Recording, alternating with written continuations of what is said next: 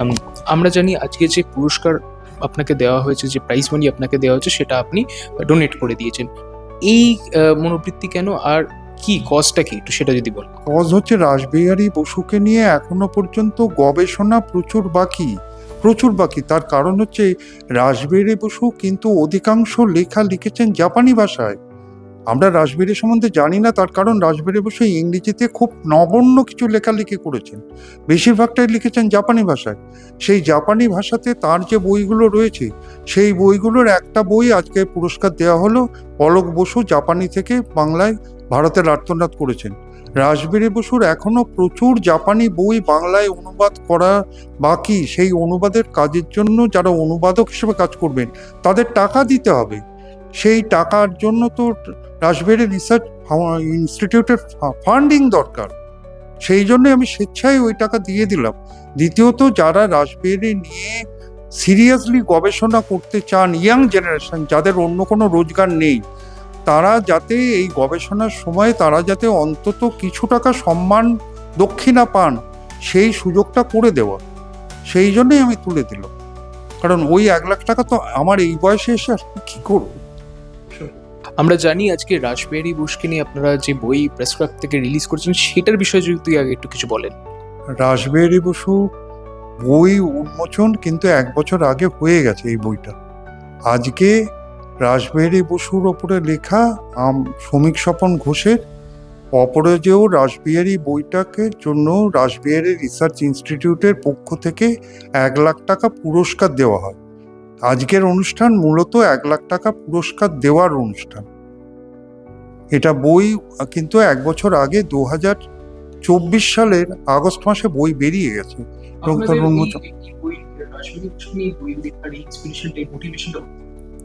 এটা এসছে, প্রথম কথা হচ্ছে যে রাসবিহারী বসু বলে নয়, ভারতবর্ষের স্বাধীনতা সংগ্রামে যারা 19বিংশ শতাব্দী থেকে 20 শতাব্দীর প্রথম অবধি যারা ছিলেন, তারা কেউ কিন্তু সরাসরি সম্রাটের বিরুদ্ধে চ্যালেঞ্জ নেওয়ার মানসিকতা কেউ দেখাতে পারেননি।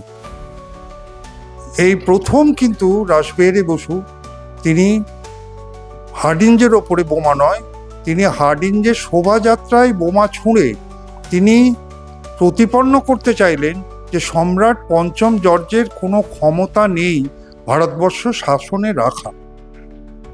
এই যে এই মানুষটি, তার আগে পর্যন্ত তার আগে অগ্রজ ছিলেন কিন্তু বাঘাযতীন, তিনিও সামরিক যুদ্ধের কথা ভেবেছিলেন, কিন্তু তার যে ধ্যান ধারণা ছিল সেটা শুধুমাত্র বাংলা জুড়ে, বাংলার বাইরে তিনি কিন্তু ভাবেননি।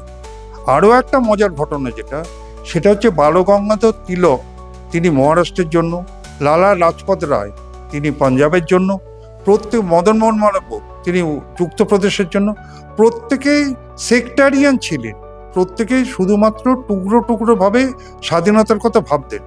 ভারতবর্ষে প্রথম একজন নায়ক হিসেবে রাসবিহারী বসু উঠে এলেন, যিনি ভারতবর্ষে সারা ভারতের ত্রাতা, আসলি মরদ তখন বলা হতো, আসলি মরদ হিসেবে উঠে এলেন, যিনি সারা ভারতের। রাসবিহারী বসু কিন্তু বাঙালি, তা উত্তর ভারতের লোকেরা কিন্তু জানতেন না। তারা জানতেন কেউ ওনাকে সতীশচন্দ্র নামে, কেউ জানতেন মোটাবাবু, কেউ জানতেন বিহারী বসু, এবং জাপানিরা পর্যন্ত জানতেন উনি বিহারি, ওনার নাম বিহারী বসু, উনি বিহারি, উনি বাঙালি নন। যে কারণে বাংলার জন্য উনি সেই অর্থে কিন্তু আন্দোলনে ঝাঁপিয়ে পড়েননি বলে আজ বাঙালিদের কাছে রাসবিহারী বসু অপরিচিত রয়েছে। কিন্তু আপনি যদি দেরাদুন থেকে উত্তর ভারত, অমৃতসর, পাঞ্জাব আপনি যদি যান, দিল্লি, আপনি কিন্তু সেখানে রাসবিহারী বসুর ক্রেজটা দেখতে পাবেন। তারা কিন্তু বাঙালি বলে রাসবিহারী বসুকে চেনেন না, তারা আসলি মরদ বলে চেনে। আপনি সম্ভবত পাবলিকেশনের দায়িত্বে ছিলেন, আপনি পাঠকদেরকে আমি বলবো, এই বইটা প্রত্যেক বাংলার ঘরে থাকা উচিত। বাংলা তারই দামাল ছেলেকে চিনুক। আমরা এখন অনেক বাইরের হিরোদেরকে নিয়ে বাচ্চাদের কাছে নিয়ে আসি, যাদের কোনো অস্তিত্ব নেই, যারা পুরোটাই কল্পিত। কিন্তু আমাদের ভারতবর্ষে এমন দামাল ছেলে ছিল, এমন গ্রেট হিরো ছিলেন, যাদেরকে নিয়ে যদি আমরা বিভিন্ন কমিক, বিভিন্ন বই করি, তাহলে আমার মনে হয় তারা ভারতবর্ষের এবং তথা বাংলার এই হিরোদেরকে জানতে পারবে। এরা কিন্তু আমাদের কাছে সুপারম্যান। এই সুপারম্যানকে আমাদের ছোটদের কাছে চেনাতে হবে।